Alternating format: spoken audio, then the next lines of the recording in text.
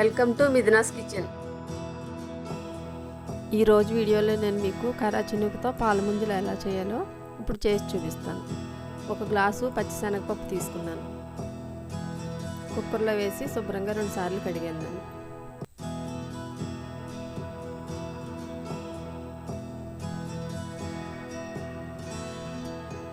ఇప్పుడు ఇందులో 2 గ్లాసులు వాటర్ పోసుకోవాలి. స్టవ్ మీద పెట్టి 7 విజిల్స్ వచ్చే వరకు ఉడికించుకోవాలి. ఇలా ఉడికించుకున్న దాన్ని అందులో నీళ్ళన్నీ వడకట్టేసుకుని పప్పు అందులో ఉంచేసుకోవాలి. 1 గ్లాసు పప్పుకి 1 గ్లాసు బెల్లం తురుము పడుతుంది. ఇదంతా కలుపుకుని దగ్గర పడే వరకు ఉడికించుకోవాలి.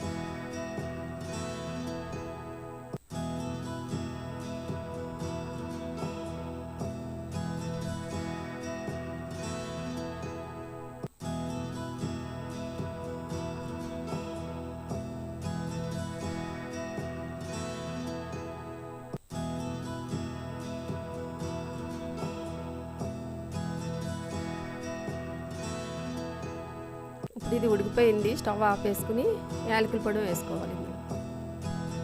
చల్లారే వరకు పక్కన పెట్టుకుని తర్వాత ఉండలు చేసుకోవాలి.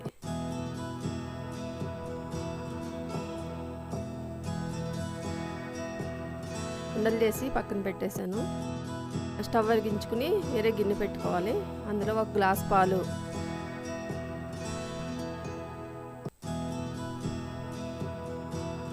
1 గ్లాసు వాటర్ వేసుకోవాలి. 1 గ్లాసు నూకకి ఇలా వేసుకుంటే సరిపోతుంది. మరిగిపోయింది. ఇప్పుడు ఇది ఇందులో నూక వేసేసుకుందాం. కలుపుతూ ఉండాలి, లేకపోతే ఉండలు కట్టేస్తుంది.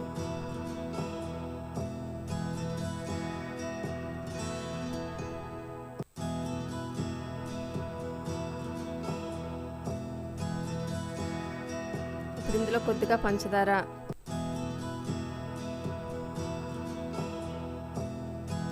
1 టేబుల్ స్పూన్ ఆయిల్,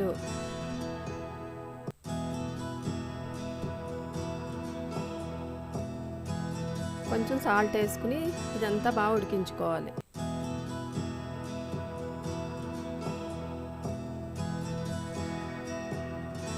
ఇప్పుడు ఇది ఉడికిపోయింది. స్టవ్ ఆపేసుకుందాం. కొంచెం ప్లేట్లోకి తీసుకుని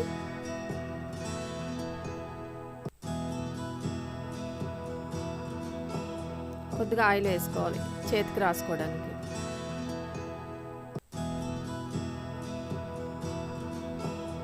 అలా ఉండల కింద తీసుకుని కొద్ది కొద్దిగా చేతికి నూనె రాసుకుని అలా అనుకుని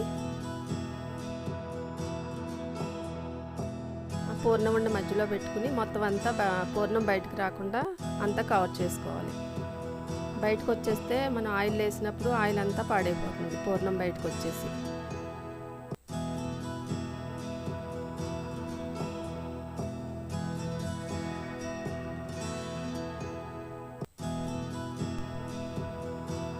మొత్తం అన్నీ ఇలాగే చేసుకోవాలి.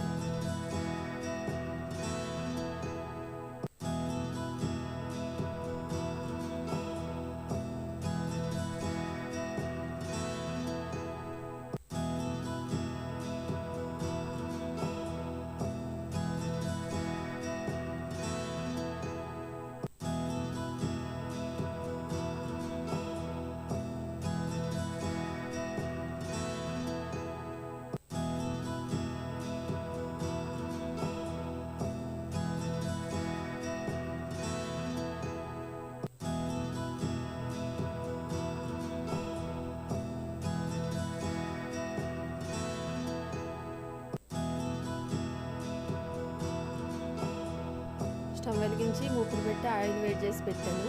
ఇప్పుడు మనం చేసుకున్న పాల ముంజలు ఇందులో వేసేసుకుందాం. మీడియం ఫ్లేమ్లో పెట్టే వేయించుకోవాలి. వేయగానే గరిటెది పెట్టి కలుపుకూడదు, కలిపితే అది పగిలిపోతుంది.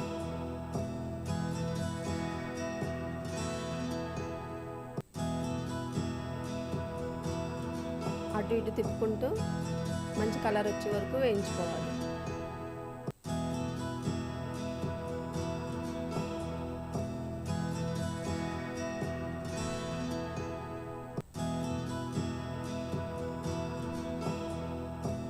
వేగిపోయినప్పుడు ప్లేట్లోకి తీసేసుకుందాం. నేను మొత్తం పూర్ణం అంతా చేయలేదు, కొంచెం పక్కన పెట్టాను. మొత్తం పూర్ణం అంతా చేసుకోవాలంటే మీరు ఇంకొక అర గ్లాసు నూక ఎక్కువ పోసుకుని అర గ్లాసు పాలు అర గ్లాసు నీళ్లు పోసుకుంటే సరిపోతుంది ఆ పూర్ణానికి. అలాగా మీరు ట్రై చేసి చూడండి. నచ్చితే నా ఛానల్ని సబ్స్క్రైబ్ చేయండి.